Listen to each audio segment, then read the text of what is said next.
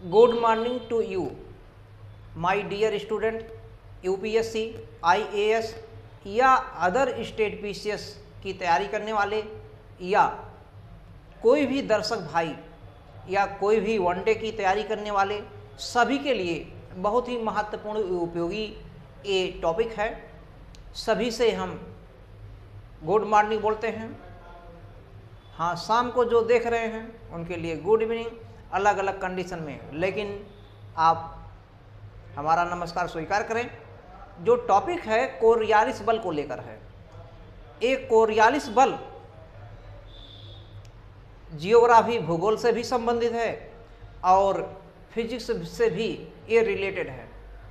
इसमें प्रश्न दिया क्या गया है, कोरियालिस बल, कोरियालिस फोर्स को परिभाषित करते हुए मौसम संबंधी गतिविधियों में इसके प्रभाव की चर्चा करें। बताएं कि भूमध्य रेखा पर इसका प्रभाव शून्य क्यों होता है तथा ध्रुवों पर अधिकतम क्यों। इस बल की विशेषताओं पर भी प्रकाश डालें। एक क्वेश्चन है, देख पा रहे होंगे, कोरियालिस बल को परिभाषित करते हुए मौसम संबंधी गतिविधियों में इसके प्रभाव की चर्चा करें। बताएं कि भूमध्य रेखा पर इसका प्रभाव शून्य क्यों होता है तथा ध्रुवों पर अधिकतम क्यों। इस बल की विशेषताओं पर भी प्रकाश डालें। ये प्रश्न है, पूछा जा सकता है किसी भी स्टेट के पीसीएस में या यूपीएससी के मेंस में। सबसे बड़ी समस्या स्टूडेंट की रहती है कि विस्तार में बढ़िया से नहीं पढ़ता। हिंदी मीडियम का स्टूडेंट किसी भी स्टेट का हो सकता है, हिंदी मीडियम के लोग बढ़िया से पढ़ें।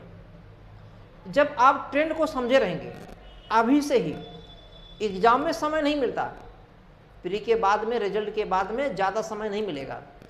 और मेंस में खास करके एक दिन में दो पेपर होते हैं, दो सब्जेक्ट। एक पेपर में अगर जीएस फर्स्ट या सेकंड या थर्ड या फोर्थ की बात करें, कई सब्जेक्ट रहता है, कितना आप पढ़ के जाएंगे। तो पहले से विधिवत तैयारी यदि है, पहले से एनालिसिस किए, कैसे प्रश्न लिखा जाए, कैसे उसका उत्तर होगा। प्रश्न तो बहुत बड़ा है, इस प्रश्न का उत्तर 250 शब्द दे दिया गया है, अधिकतम मैक्सिमम 250 वर्ड शब्द में लिखना। इसका मतलब ये नहीं कि 250 शब्द पूरा ही करना है, उससे ज़्यादा बिल्कुल नहीं लिखना है, मैक्सिमम लिखा है, इससे कम ही होना चाहिए। लेकिन ध्यान देना, फिगर जरूर, हर आंसर में 1-2 फिगर जरूर।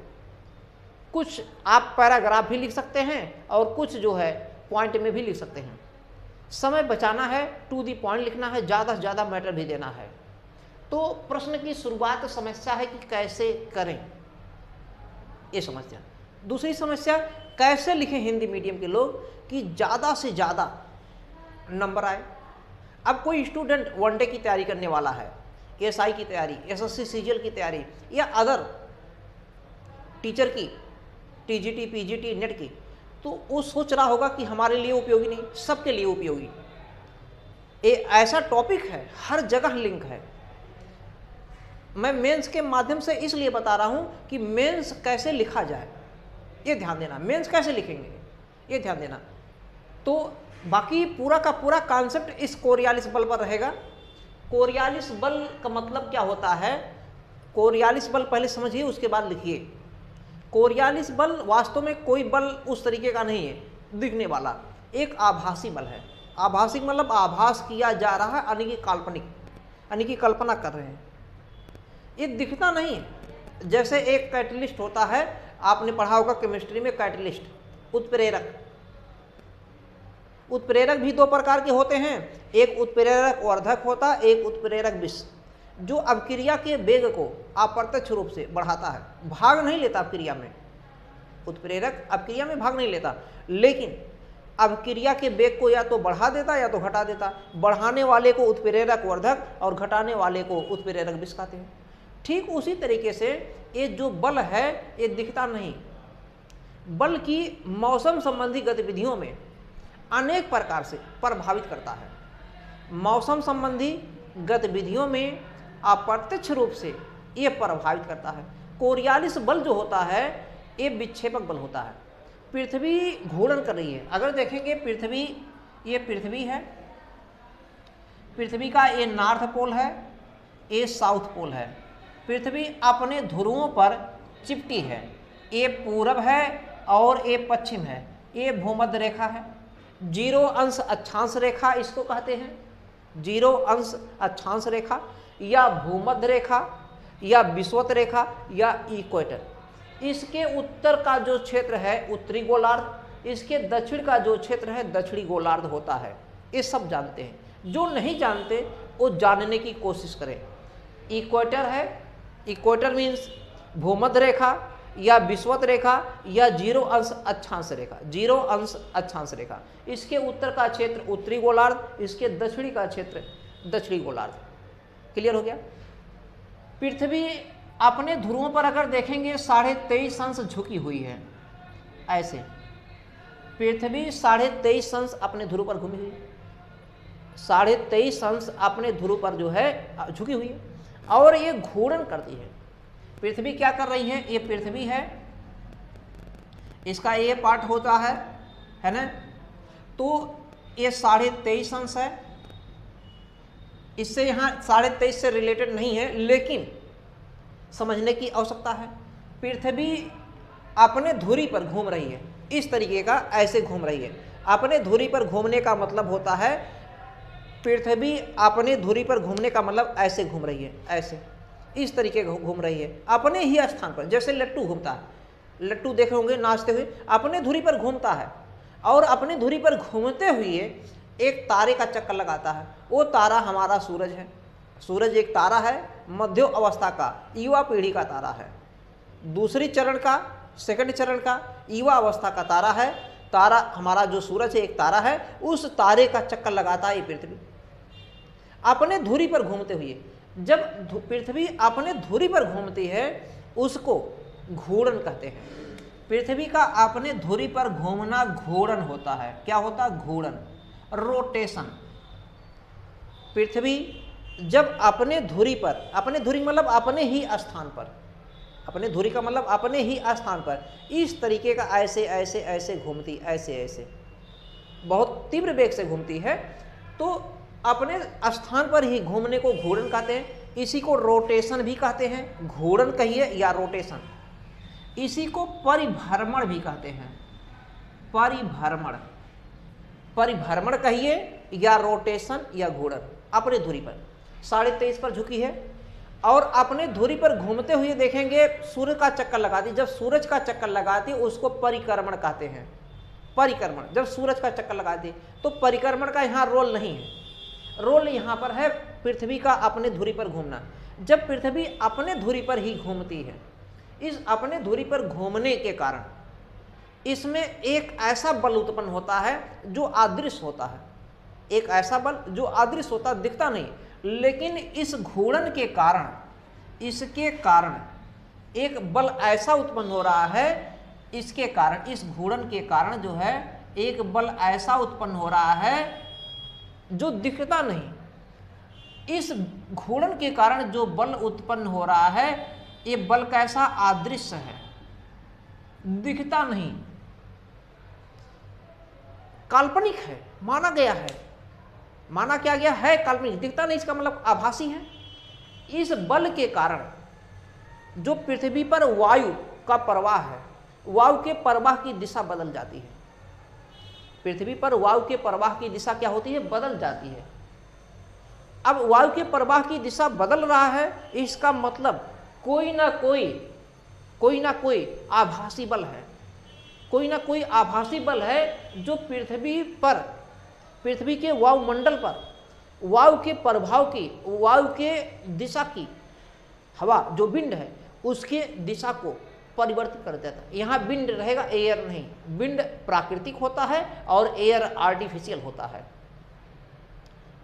तो पृथ्वी के घूर्णन के कारण एक अदृश्य, एक मतलब आभासी बल होता है जो वायु के वेग को परिवर्तित कर देता है।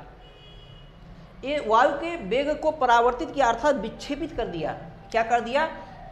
इसने वायु के वेग को विक्षेपित कर दिया। विक्षेपित, विक्षेप उसमें कर दिया। क्या कर दिया? विक्षेप। विक्षेप यानी कि कुछ हलचल आ गया, उसके वेग को परिवर्तित दिशा में परिवर्तन करा दिया। ये जो विक्षेप हुआ है, इसी विक्षेप के कारण इसको, इस बल को विक्षेप बल कहते हैं। क्या कहते हैं? विक्षेप बल या विक्षेपक बल। इस बल के कारण हुआ है ऐसा, इसलिए इस बल को विक्षेप बल कहते हैं। ये विक्षेप बल क्या हो गया? विक्षेप बल। विक्षेप कहिए या विक्षेपक, चाहे विक्षेप कहें या विक्षेपक, विक्षेपक बल। यही विक्षेपक बल की खोज जी कोरियोलिस ने किया। इस विक्षेपक बल की खोज किसने किया? जी कोरियोलिस, CORIOLIS, कोरियोलिस। जी कोरियोलिस ने इस विक्षेपक बल की खोज किया, इसीलिए इस विक्षेप बल को या विक्षेपक बल को कोरियोलिस बल कहते हैं। कॉन्सेप्ट पूरा समझ में आ गया होगा कोरियोलिस बल क्या है। तो सबसे पहले आप डिफाइन करेंगे कोरियोलिस बल क्या है। कोरियोलिस बल को डिफाइन करेंगे क्या है, तो आप लिख दीजिए कोरियोलिस बल एक आभासी बल है। कोरियोलिस बल एक आभासी। अब देखिए फिगर क्या बनाएंगे, फिगर अभी यहाँ पे इतना न बनाइए। हाँ लिख सकते हैं पृथ्वी इस तरीके का ऐसे बना सकते हैं और घूर्णन दिखा सकते हैं। पृथ्वी एग्जामिनर को लग जाएगा थोड़ा सा, आधा 10-15 सेकंड लगेगा, ज़्यादा समय नहीं लेगा, खींचे खट देगा। घूर्णन, पृथ्वी को अपने धुरी पर घूर्णन, बस वो समझ जाएगा घूर्णन कर रही है। पृथ्वी का कोरियोलिस बल एक आभासी बल है जो पृथ्वी के घूर्णन के कारण, ये लिखेंगे कि कोरियोलिस बल एक आभासी बल है जो पृथ्वी के घूर्णन के कारण उत्पन्न होती है। पृथ्वी के घूर्णन के कारण उत्पन्न होती है। पृथ्वी के घूर्णन की गति जो होती है, ये जो घूर्णन है, घूर्णन की गति भिन्न भिन्न होती है। क्यों भिन्न भिन्न होती है? क्योंकि इसका जो अक्षांश है, अक्षांश में भिन्नता है। ये अक्षांश बड़ा है, ये अक्षांश छोटा, इससे छोटा, इससे छोटा, और केंद्र से इन अक्षांशों की दूरी भी अलग अलग है। केंद्र से इन अक्षांशों की दूरी अलग अलग है। तो पूरा का पूरा आप क्या लिखेंगे? कोरियोलिस बल एक आभासी बल है जो पृथ्वी के घूर्णन के कारण उत्पन्न होता है। पृथ्वी के घूर्णन के कारण उत्पन्न होता है। पृथ्वी की घूर्णन गति भिन्न भिन्न होती है। पृथ्वी की घूर्णन गति भिन्न भिन्न होती है क्योंकि पृथ्वी के भिन्न भिन्न अक्षांशों पर, क्योंकि पृथ्वी के भिन्न भिन्न अक्षांशों पर तथा भिन्न भिन्न अक्षांशों पर इसकी परिधि, इसके परिधि है, ये परिधि, ये चारों ओर रहेगा, ये चारों ओर परिधि, ये परिधि, परिधि, इसकी परिधि में भिन्नता तथा केंद्र से दूरी में भिन्नता पाई जाती है। वास्तव में पृथ्वी में, वास्तव में लिखेंगे, वास्तव में पृथ्वी में इस घूर्णन गति के कारण वायु की दिशा में परिवर्तन होता है। वास्तव में पृथ्वी की इस घूर्णन गति के कारण वायु की दिशा में परिवर्तन होता है, इसलिए इस परिवर्तन का कारण एक विक्षेपक बल है। इस विक्षेपक बल के कारण ये परिवर्तन होता है, इसलिए इस बल को विक्षेपक बल कहते हैं। यही विक्षेपक बल की खोज, इसी विक्षेपक बल की खोज जी कोरियोलिस ने किया, इसलिए इस विक्षेपक बल को कोरियोलिस बल कहते हैं। हालांकि ये अंतिम लाइन लिखने की आवश्यकता नहीं, लेकिन लिखना चाहे समय अगर है और 250 शब्द दिया है तो ये पूरा होगा 250 शब्द में। यहाँ तक हो गया। कोरियोलिस इसलिए आभासी बल को विक्षेप बल कहते हैं। इस विक्षेपक बल की खोज इन्होंने किया, इसलिए इसको जो है ये। अब लेकिन लिखा है एक कोरियोलिस बल को परिभाषित करते मौसम संबंधी गतिविधियों पर इसके प्रभाव को चर्चा करिए। अब इस कोरियोलिस बल का मौसम पर क्या प्रभाव है, दूसरा दिखाएंगे मौसम पर प्रभाव, मौसम संबंधी गतिविधियों पर प्रभाव। इस अब लाइन चेंज कर दीजिए। ये तो इतना जो है क्या था, मतलब इसका जो है कोरियोलिस बल का 4-5 लाइन बनेगा, लगभग 4-5 लाइन बनेगा इसमें। मतलब इसका परिचय देते हुए इसके बारे में आपने बता दिया कोरियोलिस बल क्या है। कोरियोलिस बल क्या है, इस पर आपने फिर से एक बार सुन लीजिए। कोरियोलिस बल क्या है? ये कोरियोलिस बल क्या है? एक आभासी बल होता है। क्या होता है? एक आभासी बल होता है। इस आभासी बल के कारण, आप भी समझ पा रहे भैया ना, इस आभासी बल जो पृथ्वी के घूर्णन के कारण उत्पन्न होता है। पृथ्वी के घूर्णन के कारण उत्पन्न होता है। पृथ्वी की घूर्णन गति भिन्न भिन्न होती है क्योंकि पृथ्वी के विभिन्न अक्षांशों पर परिधि का आकार और केंद्र से दूरी अलग अलग होती है। वास्तव में पृथ्वी की इस घूर्णन गति के कारण वायु की दिशा में एक आभासी बल से विक्षेप उत्पन्न हो जाता है और इस आकृति को, इस मतलब आभासी बल को ही विक्षेप बल कहते हैं। और इसी विक्षेप बल की खोज किसने किया है? इसी विक्षेप बल की खोज किया है जी कोरियलिस ने, इसीलिए इसे कोरियलिस बल भी कहते हैं। अब इसका प्रभाव लिख देंगे। इसका प्रभाव क्या होगा तो समझ पा रहे हैं ना आप लोग? सब लोग नहीं समझ पा रहे हैं? Clear, okay, understand. तो हाँ, आप भी समझ पा रहे हैं? ठीक, नहीं समझ पा रहे हैं? इतना आसान है, ठीक। अब इसका प्रभाव लिखेंगे। इसका प्रभाव दिखाना क्या है? इसके कारण, इस कोरियलिस बल के कारण हटा दिया जाए तो इस कोरियलिस बल से जो है प्रभाव इसका दिखाइए। प्रभाव के बाद में दिखाना है ये भूमध्य रेखा पर शून्य होता है और ध्रुवों पर अधिकतम, इसकी विशेषता भी दिखाइए उस हिसाब से। तो सबसे पहले इसके प्रभाव को दिखाइए। इस कोरियलिस बल का मौसम संबंधी गतिविधियों पर, इस कोरियलिस बल का मौसम संबंधी गतिविधियों पर निम्न प्रभाव देखा जाता है। निम्न प्रभाव देखा जाता है इसका। अब पॉइंट में निम्न प्रभाव देखा जाता है, डैश मार दीजिए, पॉइंट में लिख लीजिए। ये कोरियलिस बल क्या होता है? पहले नंबर पे तो वायु की दिशा को प्रभावित करता है। वायु की दिशा को प्रभावित करता है पहले नंबर। ये जो जलधारा है,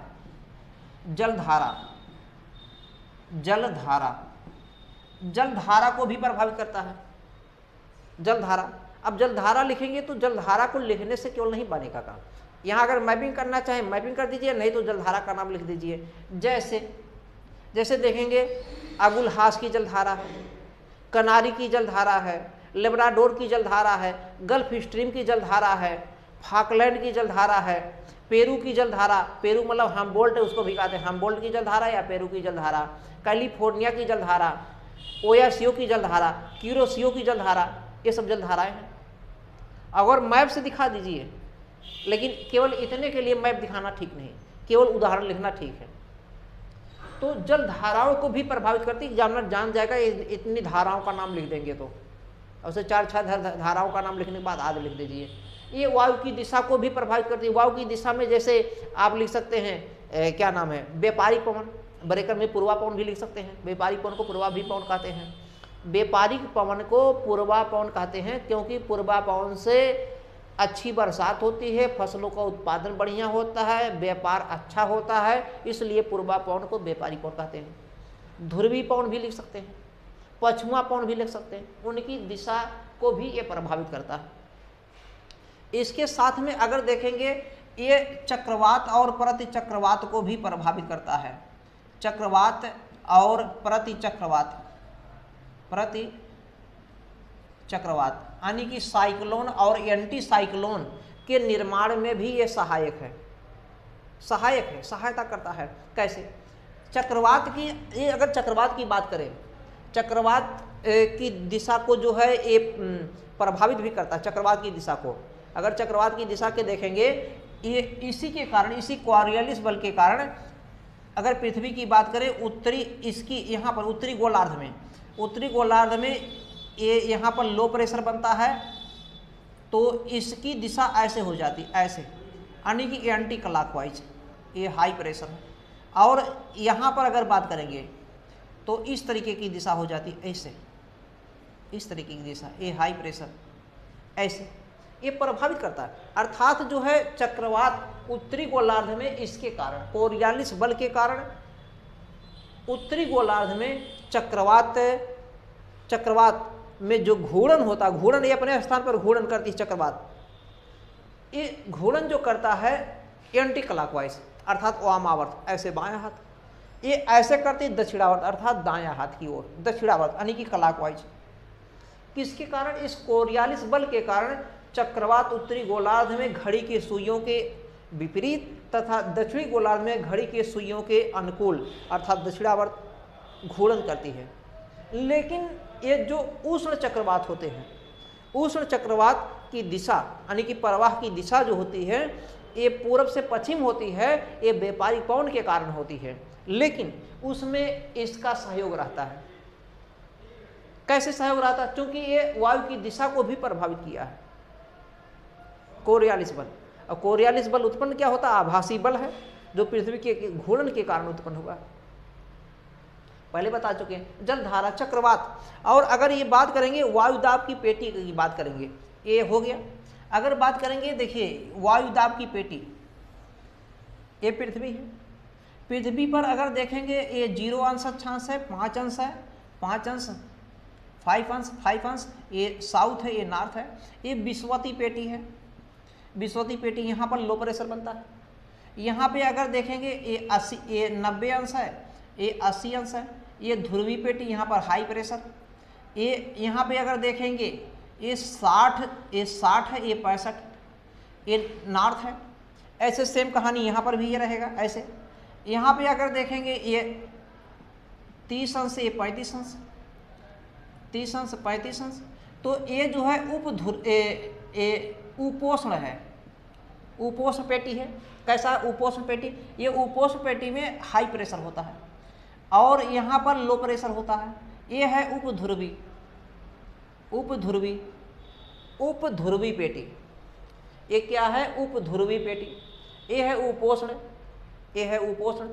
अब देखिए यहाँ पर, तो यहाँ पर जो लो प्रेशर बना है, निम्न वायुदाब विषुवत रेखा पर, टेम्परेचर बढ़ने से बढ़ा, तापमान बढ़ने से यहाँ पर जो है विषुवतीय पेटी पर 5 अंश उत्तर से 5 अंश दक्षिण में यहाँ निम्न वायुदाब का विकास हुआ।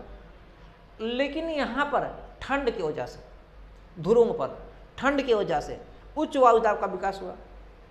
तो यहाँ पर लो प्रेशर कैसे बना? सवाल ये है। जो कोरियालिस बल होता है, कोरियालिस बल साइन थीटा पर निर्भर करता है। साइन थीटा, साइन थीटा मतलब साइन थीटा पर निकालने का एक मतलब मापक बनाया गया है साइन थीटा पर। अब कोरियालिस बल जो घूर्णन कर रहा है, ये बताए हैं अलग अलग अक्षांशों पर अलग अलग होता है, क्योंकि अक्षांश की परिधि यहाँ पे ज़्यादा, यहाँ कम, कम दूरी कम होता जाएगा, तो दूरी पर निर्भर करता है। यहाँ पर 0 अंश है, यहाँ से 90 अंश सीधा बनेगा, तो यहाँ पर कम होता है, यहाँ पर ज़्यादा, जो निकाला गया मान। ऐसे प्रैक्टिकली भी देखेंगे, घूर्णन के कारण यहाँ पे ज़्यादा से ज़्यादा वो दूरी कवर कर रहा है, यहाँ दूरी कम है, परिधि कम है।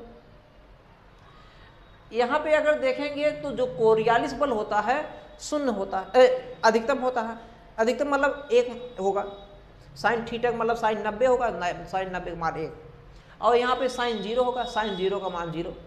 तो विषुवत रेखा पर जो है कोरियालिस बल शून्य होता है। अभी उस पर भी चर्चा करेंगे क्यों शून्य होता, पूछा गया है। अभी हमने बता दिया यहाँ पर शून्य होता है, वो मतलब निकालने वाले सिस्टम बता दिया। साइन थीटा मान साइन 0 का मान साइन थीटा, यहाँ पे 0 अंश, 0 मान 1, 0 मान 0, साइन 0 मान 0, तो यहाँ पे 0 हो गया। यहाँ पे 90, साइन 90 मान 1 यानी अधिकतम। लेकिन अभी ये भी बताना कि कैसे होगा, उसको और प्रयोग के माध्यम से दिखाना, ये तो थ्योरी था। तो यहाँ पे 0 है, यहाँ पे अधिकतम है। यहाँ पे अधिकतम होने से जो है कोरियालिस बल अधिकतम होता, साथ में यहाँ पे जो उच्च वायुदाब है, उच्च वायुदाब जो है, उच्च वायुदाब को एक कोरियालिस बल ऊपर नहीं उठा पाता। कोरियालिस बल इतना ज़्यादा नहीं है यहाँ पर कम है, बल्कि यहाँ पे हवाएं इतनी ठंड है बैठी रहती हैं, कोरियालिस बल कमज़ोर पड़ जाता है और हवाएं मजबूत पड़ जाती, ठंडी हवाएं। इसलिए कोरियालिस बल इनको ऊपर नहीं उठा पाता, हवाएं यहाँ बैठी रहती हैं। इसकी तुलना में ये जो उपध्रुवी पेटी है, यानी कि लगभग 60 से 65 अंश, उत्तर की बात करें या दक्षिण की बात करें, ये उपध्रुवी पेटी में तुलनात्मक, इसकी तुलना में यहाँ पर कुछ हवाएं गर्म होती हैं, कुछ गर्म होती हैं और हल्की होंगी। जब गर्म होंगी तो हल्की होंगी। ऐसे में कोरियालिस बल कुछ इस हवा से ज़्यादा शक्तिशाली हो जाता है और एक कोरियालिस बल इसको कुछ ऊपर उठा देता है, सहयोग कर देता ऊपर उठने में। जैसे मान लीजिए आपको पढ़ना नहीं आ रहा, लेकिन मैंने सहयोग कर दिया यूट्यूब के माध्यम से निःशुल्क कि ऐसे ऐसे होता, आप थोड़ा सा जान गए, थोड़ा सा किताब से पढ़ा, फिर दोबारा वीडियो देखा, फिर पढ़ा, आपका कंप्लीट हो गया। सहयोग मैंने किया कि नहीं। ठीक ऐसे एक कोरियालिस बल यहाँ पे इस गर्म और हल्की हवा को कुछ सहयोग कर देते ऊपर उठाने में, और ये निम्न वायुदाब का विकास यहाँ पे हो जाता है और कुछ हवाएं ऊपर उठ जाती हैं। इस कारण से यहाँ पर क्या हो जाता है, लो प्रेशर का निर्माण। और यहाँ पर उसकी तुलना में जब यहाँ पे कुछ उठाएगा तो यहाँ नहीं उठा पाता, यहाँ कुछ कोरियालिस बल जो इधर इधर आएंगे कोरियालिस बल कम होता जाएगा, इधर जो आते जाएंगे यहाँ पे कम होता जाएगा। तो इसकी तुलना में यहाँ कोरियालिस बल कम, और कोरियालिस बल कम होने के कारण ये उठा नहीं पाता, बल्कि वहीं पे ये दबा ही रह जाता है। इसलिए यहाँ पर क्या हो जाता है, हाई प्रेशर। यहाँ पे उच्च इसलिए होता है चूँकि गर्मी ज़्यादा होता है, टेम्परेचर ज़्यादा होता है, इसलिए यहाँ टेम्परेचर अधिक होने से लो प्रेशर। यहाँ पर हाई प्रेशर होने का कारण एक तो ठंड, दूसरा कोरियालिस बल कमज़ोर। कोरियालिस बल ज़्यादा है लेकिन ठंड जो है, ठंड उसकी तुलना में ज़्यादा है। यहाँ पे जो है कोरियालिस बल ज़्यादा शक्तिशाली हो गया है उसकी तुलना में, चूँकि गर्म कुछ है, सहयोग कर दिया ऊपर उठाने में। यहाँ शक्तिशाली तो है कोरियालिस बल, लेकिन ये इतना ठंड है कि कोरियालिस बल से कुछ कमज़ोर पड़ जाता और ठंड के नाते दबा रह जाता। इसलिए यहाँ पर हाई प्रेशर, यहाँ पे लो प्रेशर, यहाँ पे क्या है, हाई प्रेशर। तो उपध्रुवी पेटी में लो प्रेशर, उपोष्ण में हाई प्रेशर के निर्माण में, इन दोनों मुख्य रूप से जगहों पर इनके दोनों के निर्माण में कोरियालिस बल की भूमिका है। यहाँ पर लो प्रेशर के निर्माण में नहीं, क्योंकि यहाँ पे लो प्रेशर बनता है एक गर्म होने के कारण, टेम्परेचर बढ़ने के कारण। यहाँ टेम्परेचर बहुत कम है इसलिए हाई प्रेशर, लेकिन इन दोनों में कोरियालिस बल की भूमिका है। तो कोरियालिस बल क्या करते हैं, ध्रुवी पेटी है, ध्रुवी पेटी को जो है, ध्रुवी पेटी में इनके निर्माण में हाई प्रेशर या उच्च वायुदाब निम्न वायुदाब के निर्माण में भी सहयोग करते हैं। चक्रवात भी हो गया है। यही इतना नहीं, अगर बात करेंगे भारत में, भारत भी यहीं पर है, यहीं पर भारत भी है ना, तो भारत में दक्षिण पश्चिम मानसून की अगर बात करें, दक्षिण पश्चिम मानसून के साथ साथ व्यापारिक पवन, इसके पहले भी बता दिया वायु की दिशा में, तो भारत में व्यापारिक पवन तथा दक्षिण पश्चिम मानसून को भी एक कोरियालिस बल प्रभावित करता है। कोरियालिस बल जो होता है जब वायु की दिशा को प्रभावित कर रहा है, जलधारा को प्रभावित कर रहा है, तो कहीं न कहीं भारत में व्यापारिक पवन की बात करें और भारत में दक्षिण पश्चिम जो मानसून, भारत में ज़्यादातर बरसात दक्षिण पश्चिम मानसून से ही होता है, मुख्य रूप से इसी से, ज़्यादातर क्या मुख्य रूप से इसी से होता है। हाँ, यदि क्या आ गया, ला नीना आ गया, जो पेरू के तट से चलती है ठंडी जलधारा ला नीना, जब ला नीना आता है तो भारत में बढ़िया बरसात होती है, मौसम जो होता है दक्षिण पश्चिम मानसून मजबूत हो जाता है। ला नीना वो अलग टॉपिक है, लेकिन ये जो है कोरियालिस बल से जो है भारत में अगर बात करेंगे तो दक्षिण पश्चिम मानसून को भी प्रभावित करता है, ज़्यादा भी कर सकता है, कम भी कर सकता है, दोनों कंडीशन बनते हैं, और चक्रवात को भी प्रभावित करता है। यहाँ तक क्लियर हो गया। अब दूसरा अगर बात करेंगे, ये महासागरीय जलधारा हो गया, वायु पेटी हो गया, उत्तरी गोलार्ध में हो गया, लो प्रेशर भी हो गया, ये सब कई प्रकार के हैं, तो इतना हो गया। एक चीज़ और इसमें है, ये जो कोरियालिस बल होता है जेट स्ट्रीम को मजबूती प्रदान कर देता है, जेट स्ट्रीम के निर्माण में महती भूमिका निभाता है ये कोरियालिस बल। अगर कोरियालिस बल की बात करेंगे, देखिए दूसरी चीज़ अगर बात करेंगे जेट स्ट्रीम समझ रहे हैं, ये अगर पृथ्वी की बात करें, ये पृथ्वी है, पृथ्वी पर वायुमंडलीय संरचना देखी है, एक हमने टॉपिक भी बना दिया वायुमंडलीय संरचना। ये पृथ्वी के पास में देखेंगे, ये विषुवती क्या नाम है, क्षोभ मंडल है या विक्षोभ मंडल कह सकते हैं, इसको कहते हैं ट्रोपोस्फेयर इंग्लिश में, या क्षोभ मंडल, इसी को विक्षोभ मंडल, इसी को परिवर्तन मंडल भी कहते हैं। ये जो सीमा है इसको क्षोभ सीमा कहते हैं। इसके बाद में अगर देखेंगे, ये समताप मंडल है, समताप मंडल स्ट्रेटोस्फेयर, इसी समताप मंडल में देखेंगे ओजोन लेयर मिलता है। इसके बाद देखेंगे ये मध्य मंडल है, सुने होंगे, अगर नहीं सुने जानिए, एक विस्तार में जो नहीं जानते वो वायुमंडलीय संरचना में बहुत बेहतरीन ढंग से बताया है, उसको देख लीजिए। इसके बाद में देखेंगे तापमंडल है। तापमंडल में ही गैसें जो होती है आयनीकृत अवस्था में होती हैं। यहीं पे अरोरा ऑस्ट्रेलियालिस, अरोरा बोरियालिस भी दोनों ध्रुवों पर चमकने वाली तीव्र रोशनियाँ होती हैं। इसके बाद में देखेंगे बहिर्मंडल, उसके बाद विद्युत चुंबकीय मंडल। तो हम इन वायुमंडलीय संरचना में जो पहला जो पृथ्वी के सतह के पास में है क्षोभ मंडल, क्षोभ मंडल के पास में ये क्षोभ सीमा है, क्षोभ सीमा, क्षोभ सीमा के ठीक नीचे, क्षोभ सीमा के ठीक नीचे ये पश्चिम है, ये पूरब है। क्षोभ सीमा के ठीक नीचे ये क्षोभ मंडल हो गया, क्षोभ मंडल के बाद में क्षोभ सीमा, ये क्षोभ सीमा के ठीक नीचे तीव्र वेग वाली पवनें चलती हैं। ये पवन की दिशा ऐसे होती है, पश्चिम से पूरब, पश्चिम से पूरब। ये जो क्षोभ सीमा के ठीक नीचे होती है पवन और तीव्र वेग से चलती है, पश्चिम से पूरब की ओर चलती है। पश्चिम से पूरब की ओर चलने वाली तीव्र वेग की ये पवन जो क्षोभ सीमा के अर्थात ट्रोपोस्फेयर लिमिट के सीमा के ठीक नीचे चलती है, इसी को जेट स्ट्रीम कहते हैं। बहुत तीव्र वेग होता है, लगभग 250 से 300 350 किलोमीटर प्रति घंटा होता है इसका वेग। इसको भी परिवर्तन कर देता है और इसके परिवर्तन से ये जो क्षोभ मंडल है इसको विक्षोभ मंडल भी कहते हैं, परिवर्तन मंडल कहते हैं। ज़्यादातर मौसमी घटनाएं इसी में घटती हैं, बादल का निर्माण इसी में होता है, गर्जन ऐठन जो भी सब है इसी में। तो मौसम को परिवर्तन करेगा कि नहीं, जब इसको परिवर्तित कर सकता है तो इसको भी परिवर्तित करेगा। अब लिखते समय ये नहीं लिखना कि इसको परिवर्तन करता है तो किस तरीके करता है, कैसे करता है, क्योंकि इसी में लिखेंगे तब इसी में एक टॉपिक अलग हो जाएगा। सबसे बड़ी विशेषता क्या, जो पूछा जाए वही टू द पॉइंट लिखना है। यहाँ तक क्लियर हो गया। तो ये जो है हमने ये नहीं फिगर बनाना है इतना, चूंकि इसमें फिगर की आवश्यकता नहीं है, तो इतना क्लियर हो गया भैया।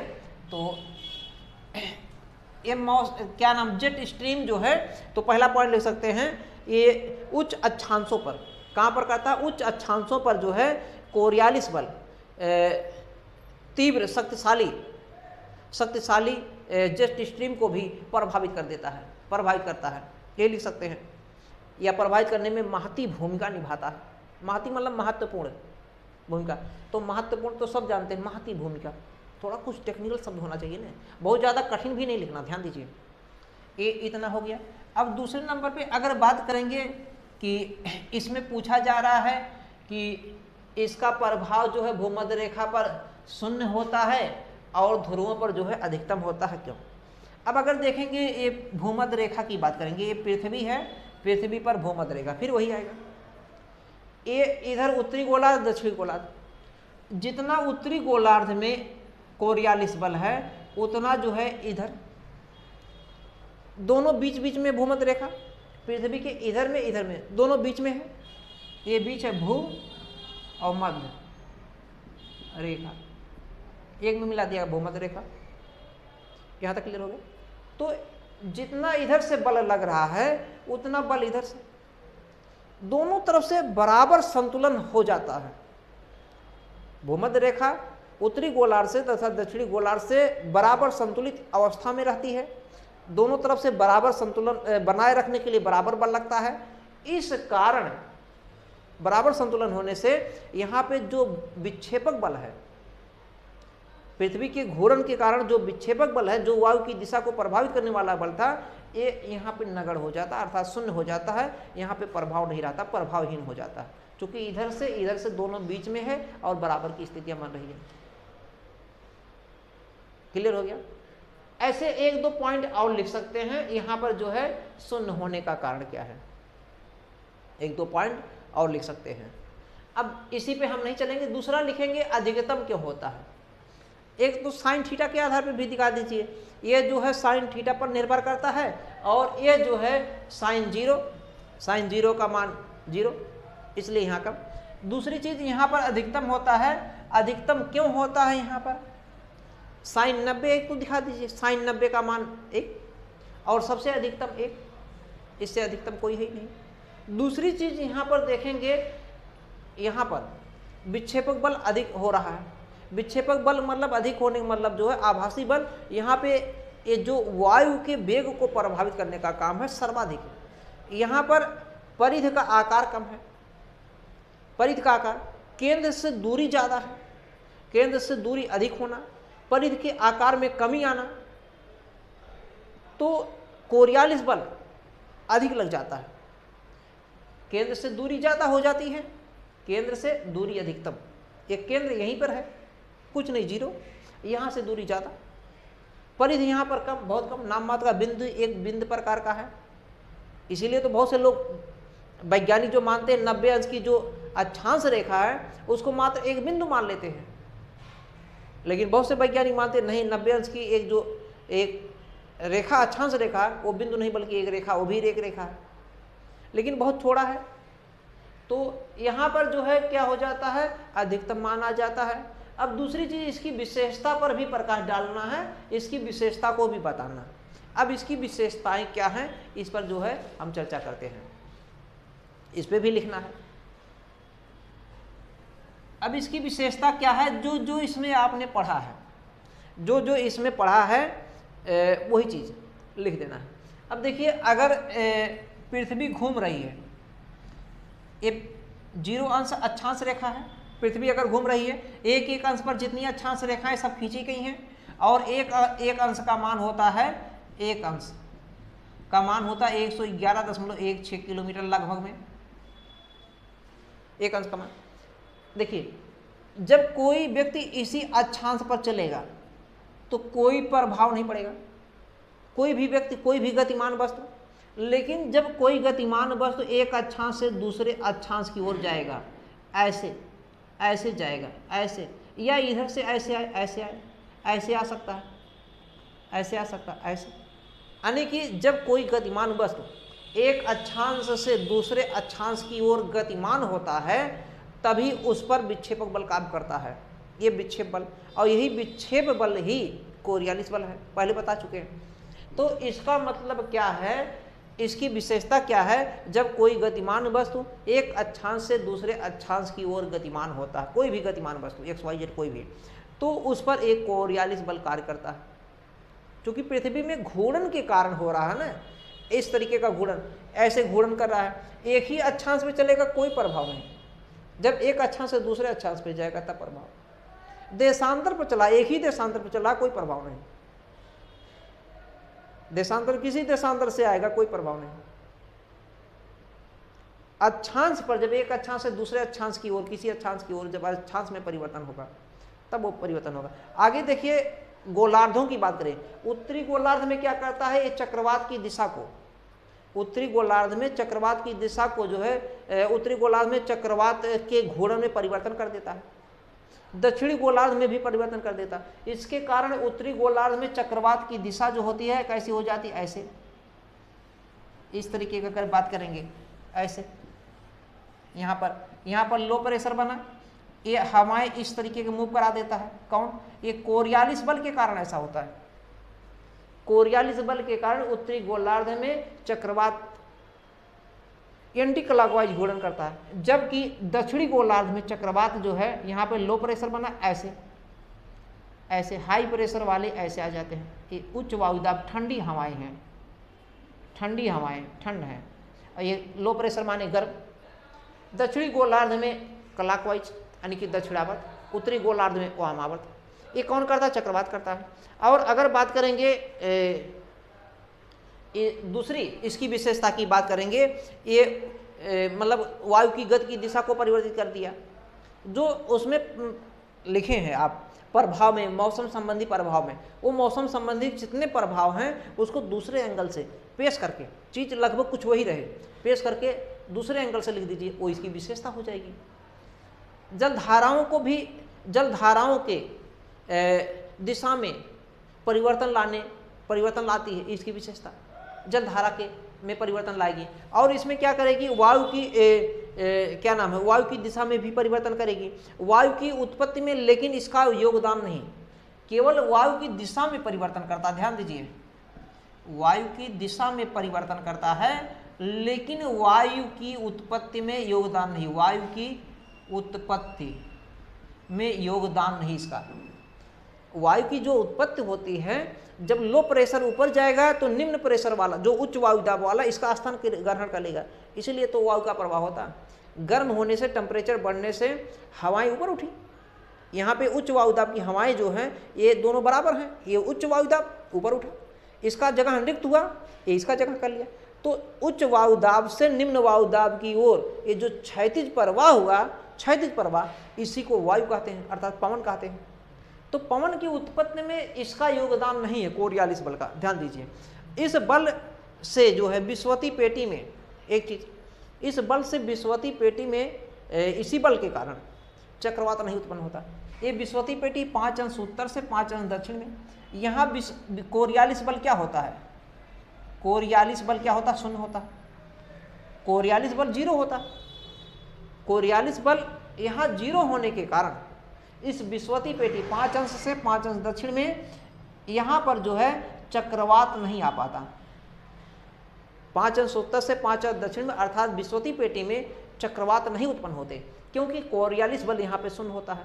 और कोरियालिस बल क्यों शून्य होता है? क्योंकि दोनों ओर से, उत्तरी ध्रुव से दक्षिणी ध्रुव से बीच में केंद्र में स्थित होता है, एक कारण। और भी ऐसे कारण बनेंगे।